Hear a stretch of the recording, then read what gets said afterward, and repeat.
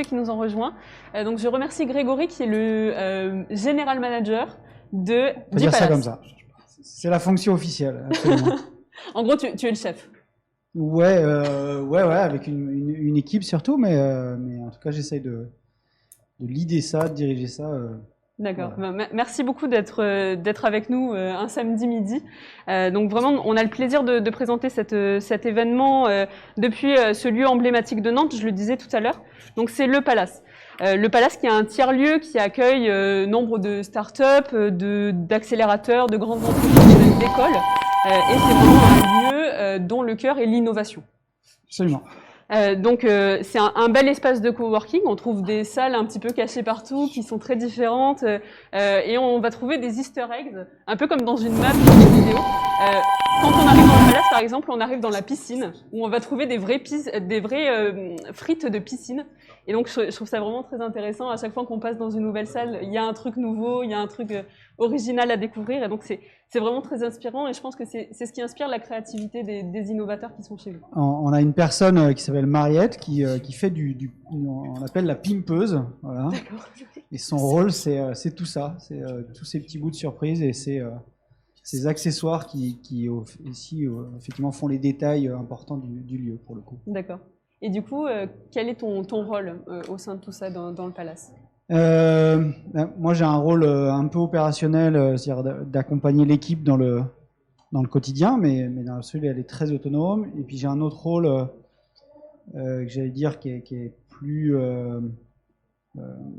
pas stratégique, mais en tout cas plus décisif, qui est d'assurer le développement du projet Le Palace qu'on est en train d'essayer d'étoffer avec des futurs lieux, etc. Donc voilà, ma charge officielle, encore plus officielle, c'est celle du développement du projet, d'étoffer le projet dans une nouvelle dimension. D'accord. Donc des futurs lieux qui seront sur Nantes ou qui seront ailleurs ? Ouais, l'enjeu c'est effectivement plutôt de parier sur la métropole. D'accord.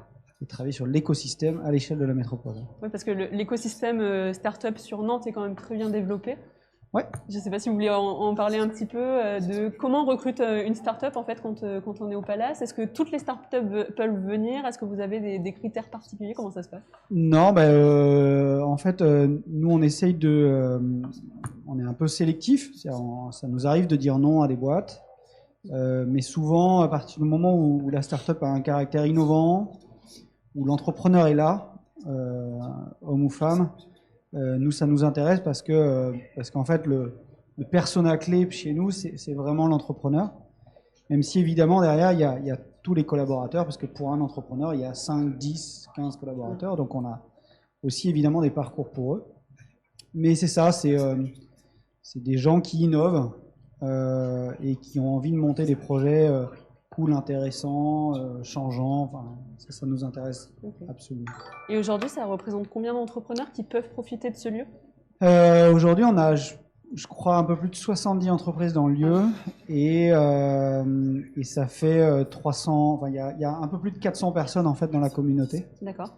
Il y a concrètement 350 postes dans le lieu. D'accord. Sur les un peu plus de 3000 m² du lieu. D'accord, ok, je vois. Du coup, à l'origine du projet, à l'origine du Palace, il y a quoi ? Qu'est-ce qui a déclenché cette envie de créer une communauté, de créer un lieu comme celui-ci ? Ouais, c'est une vieille histoire. Enfin, le Palace, cette itération du Palace est l'aboutissement de quelques années de travail. Moi, j'ai un peu repris le chemin en cours. Et en fait... on sait bien que dans n'importe quelle métropole, on a besoin d'un écosystème qui se consolide, qui mature. Et en fait, les lieux, pour ça, ont une vraie utilité parce que c'est les points de rassemblement, c'est les QG. Et en fait, c'est ça. C'est quelque part, le Palace aujourd'hui, c'est l'aboutissement de toutes les initiatives, enfin, d'un paquet d'initiatives qu'on cherchait à consolider, à donner de la maturité à l'écosystème innovation start-up numérique. Et donc, c'est un joli porte-drapeau, tel que peut l'être aussi la cantine numérique à l'échelle de Nantes et les autres associations, les autres organisations qui œuvrent sur cette mission entrepreneuriat et innovation. D'accord. Et tu parlais tout à l'heure d'une pimpeuse. Donc, est-ce qu'il y a d'autres rôles comme ça un petit peu originaux que Ouais, alors je sais pas si c'est originaux, mais effectivement, on a on a une équipe qui est constituée. Il y a Adélaïde en Welcome Officer, c'est-à-dire celle qui gère le côté chaleureux du lieu au sens de l'accueil. On a quelqu'un qui fait de la construction de communauté, la community builder, et dont le rôle c'est effectivement de faire en sorte que les gens se croisent, que les dynamiques se créent, mais aussi au service de l'efficacité des boîtes, des succès des boîtes. Pas simplement, on n'est pas juste là pour être un lieu chaleureux et de service, on est là aussi pour aider les entrepreneurs à grandir, à trouver des dynamiques de succès. Enfin, ça fait partie du jeu. Et puis après, il y a des fonctions, j'allais dire classiques, sur l'événementiel, sur la com, qui vont venir alimenter le dispositif. D'accord. Et du coup, tu parlais de succès de la communauté. Comment on le mesure en fait? À quel moment vous dites ça y est, on a participé à lancer ce projet? Dans l'absolu, on le mesure souvent quand ils s'en vont. Ah oui. Parce qu'en fait, on leur permet de grandir, on leur permet de commencer tout petit. Enfin, là, on a une boîte qui s'en va qui s'appelle Ocode. Qui est une boîte qui travaille sur la blockchain et c'est un super sujet. Les entrepreneurs sont arrivés à 2, ils ont commencé à étoffer les équipes. Aujourd'hui, ils dépassent la vingtaine et évidemment, quand on dépasse la vingtaine, ce genre de lieu a aussi ses limites. Enfin, voilà, et donc là, ça y est, ils s'installent dans leur propre lieu, dans leur propre bureau et en fait, nous, on est à la fois un peu triste de les voir partir parce que c'est des équipes bien cool, mais en fait, ça, c'est le succès. C'est-à-dire que quelque part, quand les boîtes restent pas, c'est aussi une manière de dire, en fait, elles sont en train de grandir et elles passent à une autre étape. Et donc, nous, on les a accompagnées un peu sur cette étape 0 à 20. Et quelque part, on est très content de les voir partir parce que c'est pour des bonnes raisons. Oui. Et j'imagine que tu dois apprendre plein de choses parce que tu dois avoir des projets sur la blockchain, mais j'imagine que ça touche plein de sujets et du coup tu dois rencontrer des tas de gens intéressés par des choses très différentes. Ouais.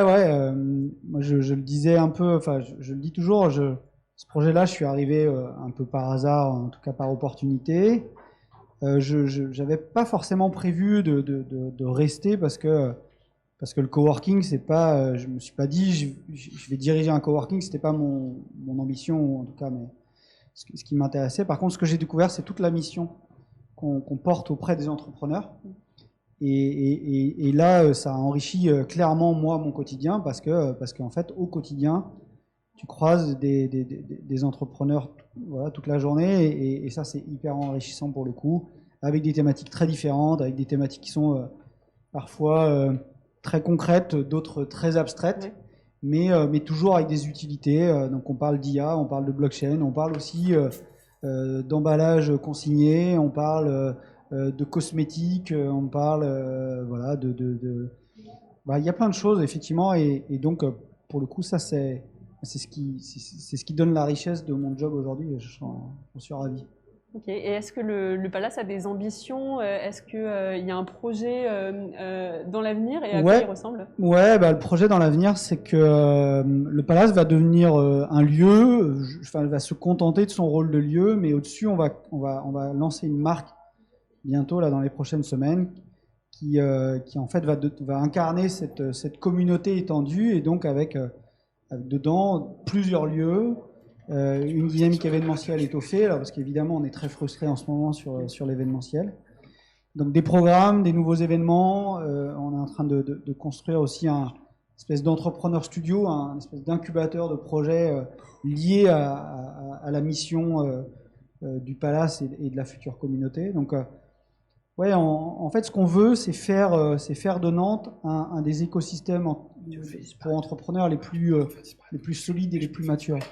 Et on sait qu'on a besoin des lieux, on sait qu'on a besoin d'événements, on sait qu'on a besoin d'une communauté très soudée, très solidaire. Et c'est ça qu'on veut, sur quoi on veut bosser en fait. D'accord. Et la crise sanitaire, est-ce qu'elle a influencé en bien, en mal, la construction de cette communauté, sur l'entrepreneuriat de manière générale? Est-ce que tu as vu des choses intéressantes on a quand même le bénéfice d'être plutôt dans des logiques numériques, innovation, donc vraiment des écosystèmes où des univers qui ont moins souffert. En fait, pour nous, c'est un peu de frustration, parce que ça ne nous permet pas de déployer aussi vite que prévu ce qu'on voulait, et puis évidemment, économiquement, ça reste pas une excellente nouvelle.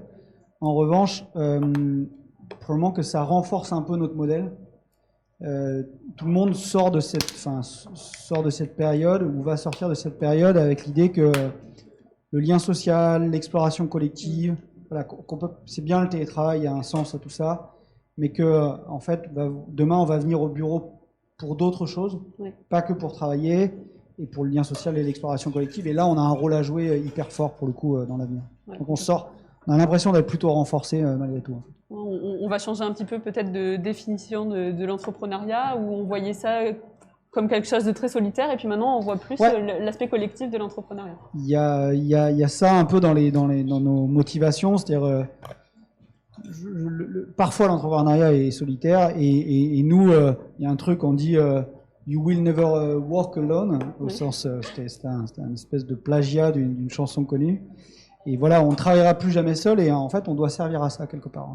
Ce que tu dis me fait penser à ce que disait Guillaume tout à l'heure pour ceux qui étaient avec nous sur les valeurs fédératives autour du jeu vidéo. Aujourd'hui, le Palace accueille 7 événements de jeux vidéo. Est-ce qu'il y a un lien particulier, le Palace et le jeu vidéo? Ouais, enfin, déjà, il y a le lien avec vous, ce qui est déjà effectivement quelque chose de concret. Nous, quand on construit la communauté, on le fait effectivement parce qu'on a envie d'être utile à l'écosystème en général. Donc ça, c'est une manière de l'être, en disant, en fait, ces lieux doivent servir des initiatives en région, de territoire, et voilà, ça c'est une preuve tangible. Après, ce qu'on fait, c'est qu'on a envie de construire une communauté où il y a du plaisir, il y a en fait, quelque part, on ne doit pas faire que bosser dans notre histoire, et les loisirs, ça a de la place, le festif a de la place, et dans l'absolu, le jeu vidéo a évidemment une place importante. Et après, il y a un troisième sujet, c'est que pour moi, jeu vidéo, c'est aussi une industrie à part entière, avec des entrepreneurs, avec des dynamiques incroyables, notamment sur l'e-sport, qui sont incroyables à observer. Enfin, il y a des boîtes sur l'e-sport qui sont des startups à part entière, qui font des levées de fonds incroyables. Et pour le coup, ça, c'est quand même intéressant de trouver le moyen de se rapprocher de ces sujets-là. Oui, c'est clair. Et vous jouez un peu? Ouais, j'essaye. C'est pas toujours, c'est toujours une question de temps, mais j'ai récemment acheté Desperados 3. Je connais pas. Un petit jeu, un jeu très sympa, un peu tactique là. Bref, j'ai une belle ref là dans les jeux vidéo qui sont sortis récemment. Puis après, j'aime bien tuer du soldat. Dans des Call of Duty, ce genre de trucs, ça détend toujours un peu. Et dans certains espaces de coworking, on voit souvent une salle dédiée à ça avec une Wii sur une télé. Est-ce que ça existe au Palace? Ouais, il y a une PS4 avec un grand écran. On l'a pas encore suffisamment étoffé, mais ça fait partie des sujets qu'on a dit qu'on essaiera de traiter ensemble aussi, de regarder comment le jeu vidéo prend un peu une nouvelle place. Mais c'est pareil, c'est faire une salle où on touche des trucs avec les mains en ce moment, c'est toujours un peu compliqué. Donc le jeu vidéo reviendra plus fort après, quoi. Mais entrepreneur et joueur, c'est compatible. Ouais, c'est compatible, et je pense qu'on a besoin de ces moments de loisirs. Enfin, moi, je trouve ça important. Voilà. D'accord. Et en dehors de cet événement aujourd'hui, ancré sur le jeu vidéo, est-ce qu'il y a d'autres événements que le Palace accueille? Et à quoi ça ressemble? Ouais, alors toujours pareil, dans un contexte un peu limité là. En fait, il y a des événements que nous on dit signature, qui sont les événements qu'on opère ou qu'on coopère. On a un super format qui s'appelle Growth Tech, qui est un espèce de jeu de mots avec un podcast show, une espèce de burger quiz de la startup, et sur lesquels on se marre beaucoup. Et pour nous, c'est des formats assez passionnants parce que ça sort des contenus classiques. On avait lancé à la veille du second confinement, on devait lancer un truc qui s'appelait Stand Up Nation. C'était un jeu de mots entre Startup Nation et Stand Up, et donc l'enjeu c'était de faire un spectacle d'humour inspiré de la Startup Nation, donc pour se moquer un peu de nous-mêmes, quoi. Et puis après il y a tous les événements inspirants, stimulants, donc des masterclass, des rencontres d'entrepreneurs. On est en train de travailler aussi sur une reprogrammation événementielle pour la suite. Et ça va nous occuper pas mal pour le coup. Oui, j'imagine. Dans l'événementiel, il y a beaucoup de choses qui se font en ligne, comme aujourd'hui, nous on fait en ligne et on a beaucoup de gens qui nous regardent. et qui vous écoutent. Si certains inchanceux ne se trouvent pas à Nantes et que le Palace les a convaincus, est-ce que c'est un projet qu'un jour le Palace existe ailleurs qu'à Nantes? Alors déjà, il y a d'autres initiatives. Dans la plupart des métropoles, il y a des initiatives qui sont proches de ce que fait le Palace. Donc ça, j'allais dire, c'est facile de trouver. Il y a des écosystèmes startups qui se sont consolidés autour de lieux dans la plupart des grandes villes. Nous, on a une volonté quand même de travailler d'abord sur la métropole. Ça ne nous empêchera pas de saisir quelques opportunités, peut-être à terme sur d'autres régions. Mais en plus, nous, ce qu'on essaye, c'est de construire un réseau de lieux, justement. Donc de se connecter à nos pairs, quelque part, dans les autres métropoles, pour que quand tu es au Palace, tu sois bienvenue chez Emera à Bordeaux, par exemple, chez les Closers à Rennes, etc. Donc créer le réseau de lieux plutôt que d'essayer de reconstruire à chaque fois alors qu'il y a déjà des initiatives en place, quoi. Complètement. D'accord, bah, c'était ma dernière question. Est-ce que tu veux ajouter quelque chose sur ce lieu, sur le Palace Non, mais moi je suis très content que ce lieu puisse être utile aussi à ce genre d'initiative. Et je suis ravi qu'on puisse contribuer gentiment à la dynamique que vous portez. Donc, on va aller plus loin. Puis, on sera content de refaire ça avec plein de monde. Voilà, un truc qui sent un peu la sueur et, ah oui. et la bière, peut-être. Voilà. Bah, merci beaucoup, on a hâte de ça. Merci vraiment pour cette intervention. Plaisir. Si vous restez avec nous, vous allez voir l'intervention de SJ Games, donc un créateur de jeux sur NES. Donc là, on est dans le rétro gaming. Trop bien. Donc CJ sera parmi nous juste après. Merci beaucoup.